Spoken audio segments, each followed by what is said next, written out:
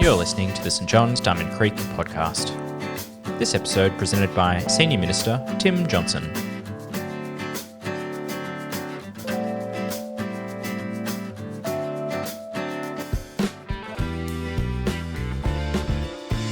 Today's reading is Psalm 23. The Lord is my shepherd. I lack nothing. He makes me lie down in green pastures. He leads me beside quiet waters. He refreshes my soul. He guides me along the right paths for his name's sake. Even though I walk through the darkest valley, I will fear no evil. For you are with me. Your rod and your staff, they comfort me. You prepare a table before me in the presence of my enemies. You anoint my head with oil. My cup overflows. Surely your goodness and love will follow me all the days of my life, and I will dwell in the house of the Lord forever. This is the word of the Lord. Thanks be to God. Thanks be to God. One of the key Christian symbols in the very early years of the church was the image of a shepherd. So in the catacombs in Rome, the underground burial tunnels, there are pictures of shepherds which mark out Christian burial sites. This picture here is from the 2nd century. So as Christians faced death, they drew comfort from this image of Jesus as their good shepherd, watching over them, looking after them, and caring for them. And in these next few weeks, as we journey through the season of Lent, the weeks leading up to Easter, we're going to focus on this image in the Bible, the image of God and Jesus as a good shepherd. Now, in a movie or a musical, there's often theme music that will play at various points associated with particular characters or groups of characters. So in The Lord of the Rings, there's theme music to represent the hobbits and the elves and the Rohirrim. Or in a musical like Les Miserables, Jean Valjean and Javert each have their theme song, their theme music that plays and is quite distinctive. And the Good Shepherd theme is a bit like that. You can think about it like a piece of music which has certain notes that play. And this theme song appears through the Old Testament and comes to its crescendo with the person of Jesus. Jesus speaks of himself as the Good Shepherd, the one who lays down his life for the sheep. But when Jesus speaks in this way, he's drawing on a rich tradition that went before him. And it's helpful for us to trace this through the Bible to see how the song plays out and the different variations on the theme as the song is played. Now, the inspiration for this series that we're doing over these next few weeks comes from a book by Kenneth Bailey. The book's called The Good Shepherd, a 1,000-year journey from Psalm 23 to the New Testament. Bailey is a Bible teacher and a Bible scholar who spent most of his working life in Middle Eastern contexts. And so he brings to his teaching and his writing a real perspective of how the original readers of biblical literature would have understood things in their context. It's a solid read, but it's one that I highly recommend. And today we're starting with Psalm 23. This is not the first place that the image of God as shepherd comes up in the Bible, but if we're thinking of this as a theme song, it's a great place for this to be played out and to hear the different notes of the song. Psalm 23 is one of the most well-known and well-loved passages in the Bible.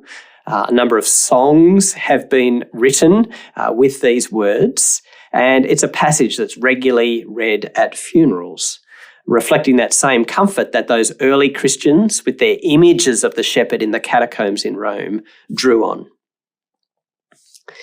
Psalm 23 is a beautiful laying out of this image of God as the shepherd. And as we go through this psalm today, I'm going to go through it verse by verse. And the way I'm going to do it is I'm going to speak a little bit about each verse, but then I'm going to turn it into a prayer at the end of each section. I've spoken before about how in my own prayer life, I often use the Lord's Prayer as a scaffold or a structure for prayer, using those lines but riffing off them to expand them and to pray. And I use Psalm 23 in the same way, and I think it's a helpful structure for our prayers. So I want to model that as we go through it together today. Psalm 23 starts like this. The Lord is my shepherd, I lack nothing. It's really the heading for the psalm, and everything that follows flows out and expands on this idea. Now, when we read the words the Lord in our Bibles, and Lord is in capital letters, it's a translation of the personal name for God, Yahweh, the name that God revealed to his people. So we're not talking about some vague or impersonal God. We're talking about Yahweh, the Lord, who revealed himself to his people in history by saving them, and also told them what he is like in his word. Notice that this psalm starts and it ends by speaking about the Lord. It starts, the Lord is my shepherd, and it finishes, I will dwell in the house of the Lord forever. It's like a frame wrapping around the whole psalm, showing that everything that comes in between is speaking about this Lord, Yahweh. So what is Yahweh like? Well, he's a shepherd. No, more than that. He is my shepherd. This is intensely personal, and I think it's one of the key reasons why we resonate with this psalm so much. The all-powerful creator God is my shepherd. He knows me and he cares for me personally as his sheep.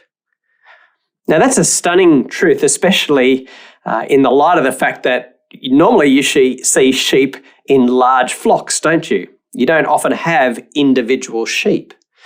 They're communal animals. So you'd expect David to write something like, the Lord is our shepherd, which would be true as well. But he focuses on the personal relationship, that God knows him as an individual and God acts towards him personally as his good shepherd. And then he says something stunning. I lack nothing. Can you say those words to God with any confidence? I find when I'm praying this psalm, it always pulls me up short. The Lord is my shepherd. I lack nothing. Hang on a second. There are lots of things that I feel like I'm lacking when I start a new day. I don't have enough time or energy. I don't have enough wisdom for the things that I'm going to be facing in the day. I feel ill-equipped and under-resourced for what lies in front of me. And so to speak the words, I lack nothing to God, is an expression of faith. It's a step of trust and commitment to God, the Good Shepherd. I lack nothing. Why? Well, it's certainly not because of my brilliance or my capacity. It's because God is my shepherd and he will supply all my needs. So let's pause and pray. Thank you, God, for who you are, that you are a good and loving shepherd. You are my shepherd. You know me, love me, and watch over me. With you, I lack nothing. I affirm that truth today as I look to you. With you, I have everything that I need. I trust and rely on you today. Now, the reason that we lack nothing is expanded on through the rest of the psalm. Here's what verse 2 says. He makes me lie down in green pastures. He leads me beside quiet waters. The focus here is on God the shepherd who provides our daily needs. Now, our dog Banjo is reasonably well trained. If I say to Banjo, sit, he sits. If I say, drop, he drops down on the ground. Have you ever seen anyone do that with a sheep? It doesn't work. And yet here we're told that he makes me lie down. How do you get a sheep to do that? Well, there's only one way that you can get a sheep to lie down, apparently, and that is when their tummies are full. When they're in such lush grass that they've had plenty to eat, they feel satisfied and they lie down and sleep. A rarity in the Middle East where there's not much greenery and you have to wander far and wide to get enough nourishment.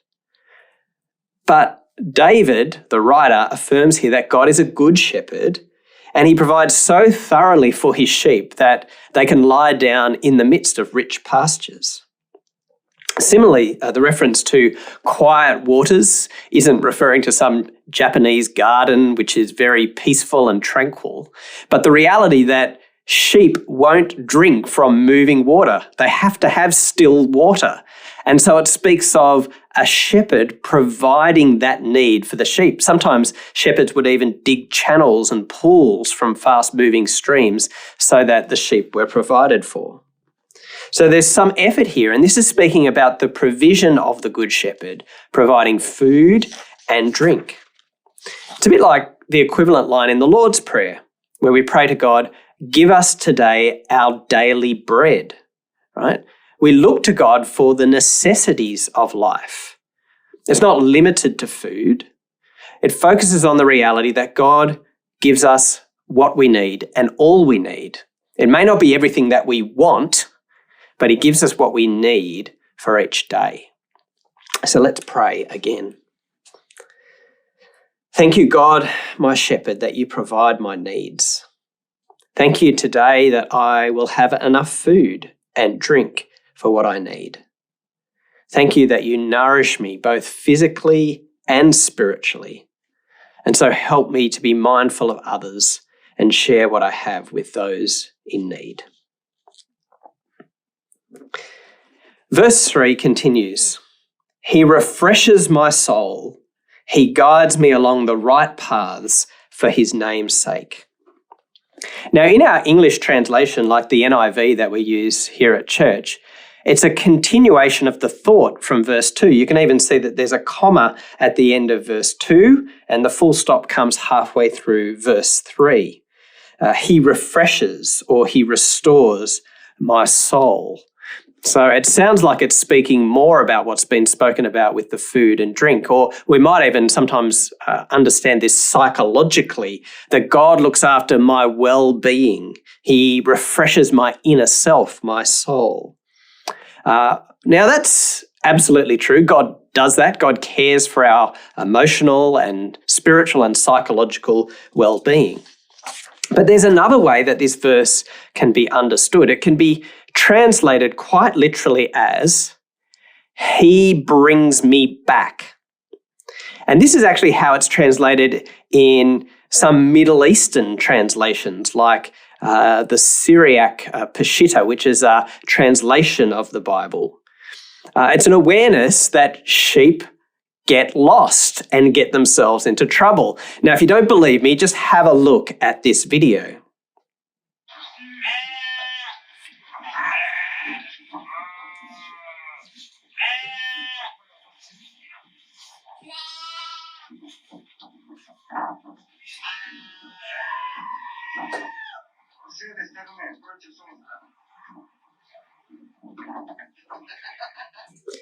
When a sheep gets into trouble, it cannot rescue itself. In fact, a lost sheep will often just bleat and call for help and get itself into such a state of anxiety that it won't be able to move anymore. So it's the job of a good shepherd to go searching for a lost sheep and carry it home. In the words here, he brings me back.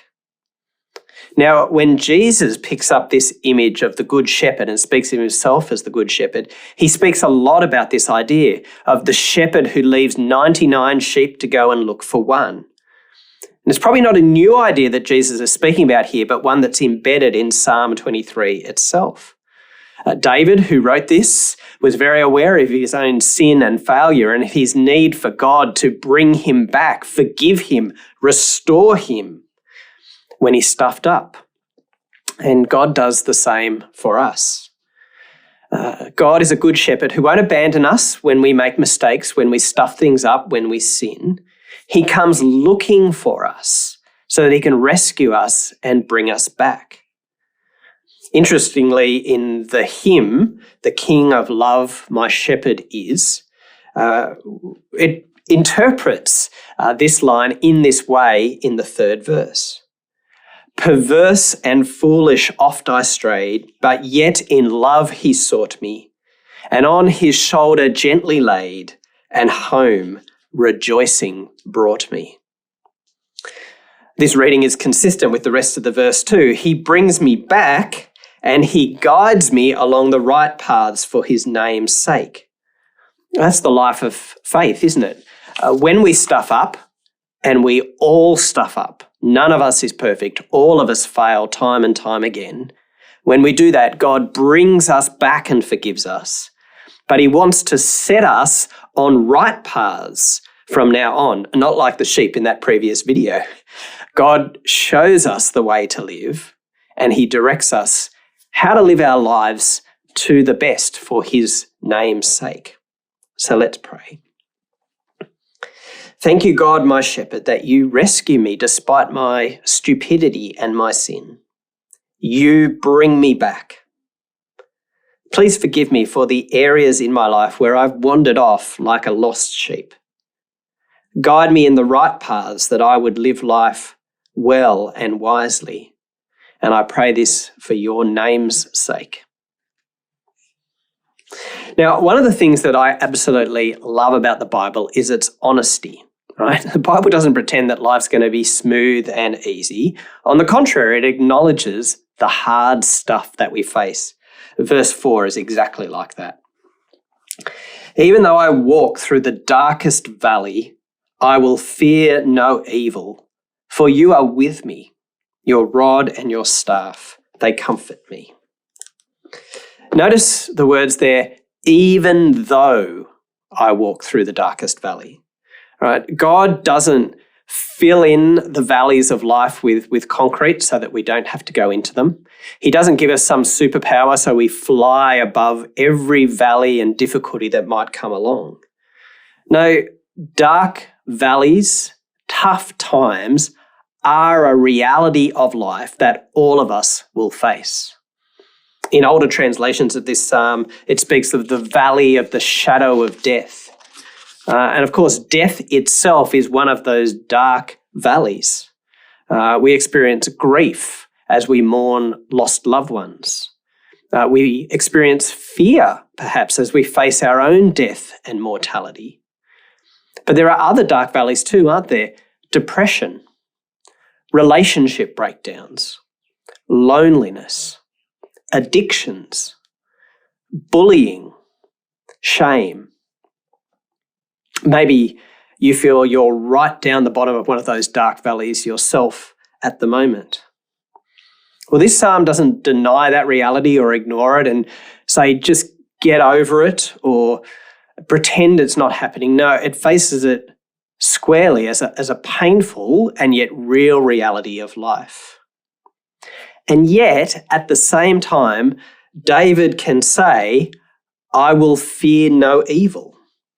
Now, how can he be so confident in the midst of difficulty and hardship? How can he not be afraid of evil? Well, the answer brings us to the key moment and the climax of this entire psalm. "For you are with me." I don't need to be afraid, even if I'm down the bottom of a deep, dark valley, God, because you, my shepherd, are there alongside me. You are with me in the valley. Now, I say this is the climax of this psalm for two reasons. Firstly, notice that David, in writing this, shifts from speaking about the Lord and he to getting personal and speaking directly to God. You are with me. But also, these words form the exact center of this psalm. There are 26 words in the Hebrew before this. There are 26 words afterwards. And so the words, "You are with me," is the epicenter of this entire psalm, which in Hebrew thinking, the middle is the climactic moment of the whole. So right in the heart of this psalm, it speaks of God's presence with us. Emmanuel, God is with us. It points forward to the incarnation, that God himself will come and live amongst us in the person of Jesus. It points to Jesus who says, "I am the good shepherd." It points to the reality that God gives his Holy Spirit to live within us as followers of Jesus, so that he is always with us, living within us, even in the dark valleys. Through the toughest times of life, we can say to God, "You are with me," and say that with confidence. He's a good shepherd. He has weapons in his hand, his rod and his staff used for protecting us. And so we don't need to be afraid. Let's pray. Thank you, God, my shepherd, that you are with me even in the tough places. My dark valley that I'm facing at the moment, Lord, is this. Help me not to be afraid. Thank you that you are there with me in the midst of this dark place. So please protect me and comfort me. In verse 5 of the psalm, the image seems to change from a shepherd to a host at a banquet. But that climactic moment that I spoke about flows on into these remaining verses as well. David, as he writes, continues to use the word "you" and speak directly to God. "You prepare a table before me in the presence of my enemies. You anoint my head with oil. My cup overflows." I think we struggle often, I certainly do, when we read references in the Psalms to enemies. We don't often feel necessarily like we have enemies.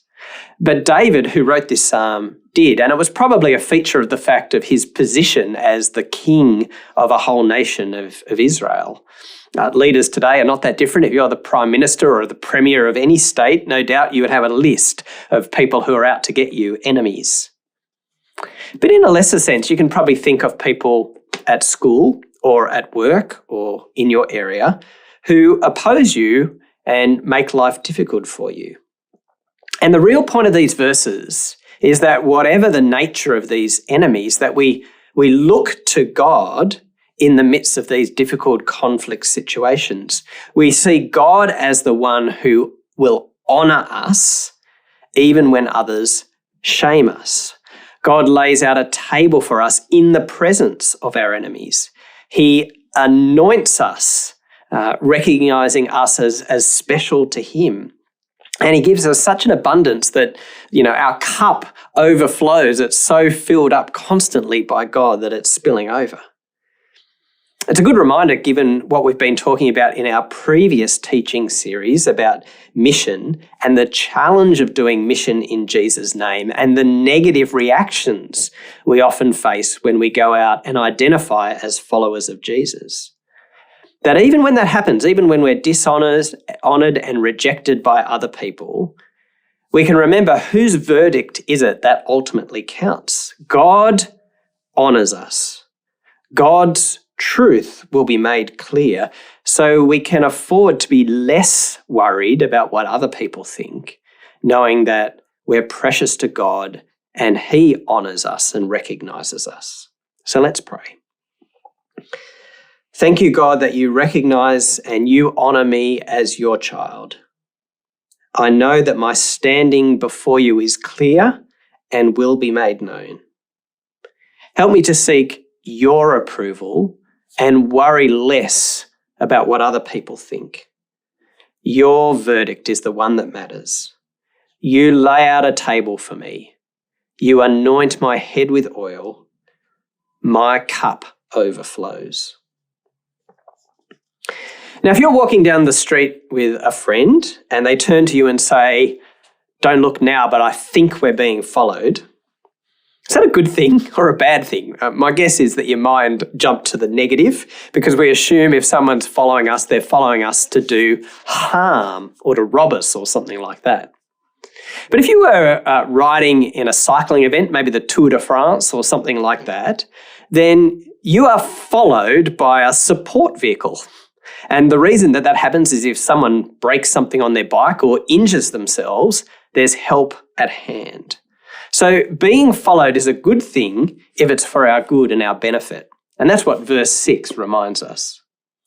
Surely your goodness and love will follow me all the days of my life, and I'll dwell in the house of the Lord forever. We're told here that God's goodness and love, your goodness and your love, follow us. It might even be stronger than that. You could translate this as pursue us, chase after us. And these verses really remind us of the fullness of relationship that God offers us. Every day, God wants what is best for us. As you head off to school or to work, as you look after kids at home or head out into your local neighbourhood, God's goodness and love are following after you, pursuing you. And it's a reminder that it's an everyday occurrence and it's an occurrence that never ends. We're told here that we dwell in the house of the Lord forever, speaking of enjoying God's presence forever.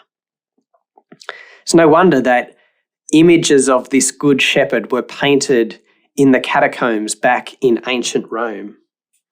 It's no wonder that we come back to this psalm again and again, particularly at times of stress, like at a funeral service. It's a theme song which speaks with great power and great beauty of God's character and who he is and how personally precious we are to God. He's the one who provides everything that we need.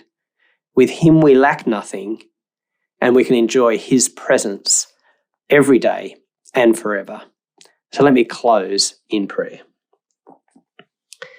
Thank you, God, that your goodness and love are with me today and every day.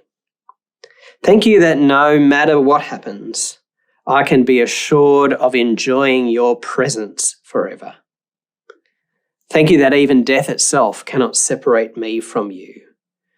You are my good and my loving shepherd. With you, I truly lack nothing. Amen.